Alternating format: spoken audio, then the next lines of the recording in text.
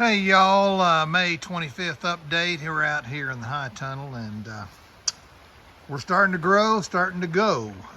Got this tunnel planted pretty late. Didn't get the plants from OSU and didn't have it ready, and just takes a while to get them all in here. So let's kind of take a look. What we've got right here are red deuce determinate tomatoes.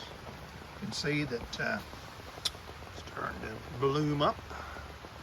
Over here are BHN 589s, and over there are red deuce, or red mountain determinate tomatoes, and those are all grafted. All of these are.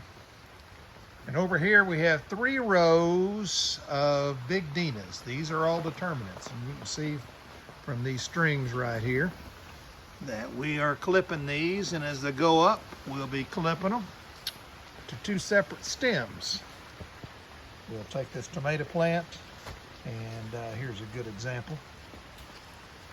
This plant right here is already strung up, as you can see. This big stem right here will be the next one, and we will follow up all the way to this other wire. We'll kind of have a little V in there.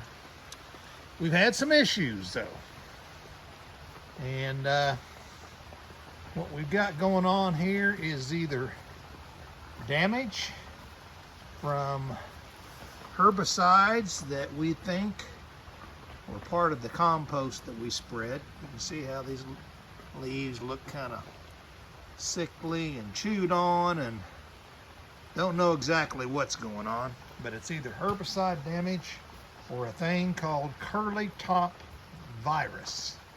And that is when the plant is infected by a,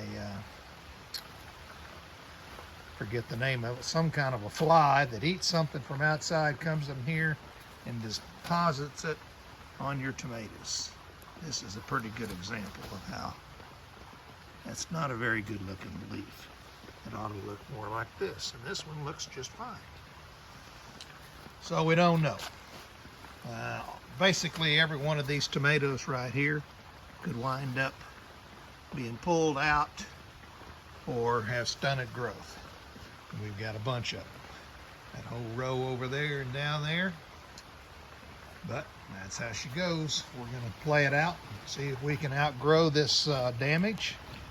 If it's pest, I've already sprayed once. We'll probably give it another one for good measure. Doesn't seem to affect some of the plants as much as others. These plants here are Big Denas, but not grafted. And they were planted about 2 weeks later than these right here. So you can see the difference of that plant, and it's a big difference. So we'll just have to see. Here's what I put down on the landscape fabric. Good thing about white, you can write on it. So these are Big Denas grafted to my right, non-grafted to the left. And again, look at the difference. So we'll just have to see how it works. That's why we do these trials. See if the Big Denas can outgrow whatever they've got. Over there are BHNs,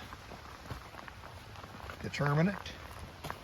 And again, they look like they've got a little bit of this stuff on the top, but not nearly as bad as these other ones. So anyway, greenhouse keeps a lot of the water out. It doesn't keep it all out. We've got some areas over here that you can kind of see where all the water's puddling. That's because it's dripping in off of that side of the greenhouse. So I'm going to try to fix that.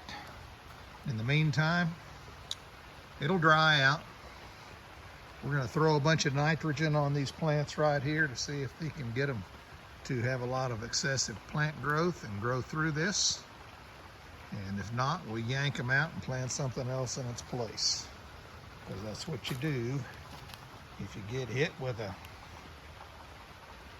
right hook to the face. A tomato hook. All right, y'all, take care. Just giving you an update, and hope your holiday is well and you have a great summer.